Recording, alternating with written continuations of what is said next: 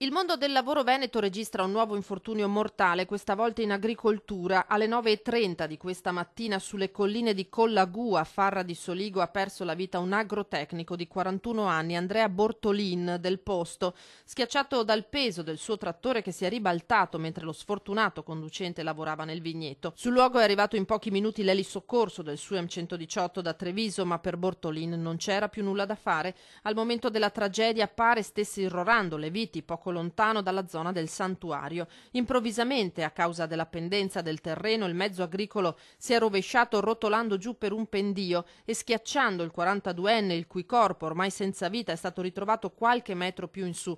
Sul caso indagano i carabinieri di Col San Martino e gli ispettori dello Spisal, che dovranno verificare se si sia trattato di un errore umano o se all'origine dell'incidente non ci siano responsabilità o negligenze.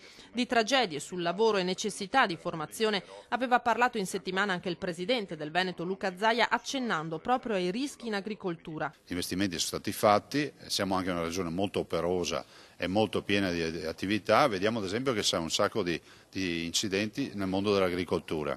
Questo ci fa capire che forse il tema della formazione rispetto ai cappottamenti dei trattori, le barre antinfortunistiche e quant'altro sono uno dei grandi temi, piuttosto che i cantieri edili, altro tema nel quale ci sono incidenti e così via. Quindi direi senza criminalizzare e generalizzare e senza assolvere nessuno si deve affrontare il tema.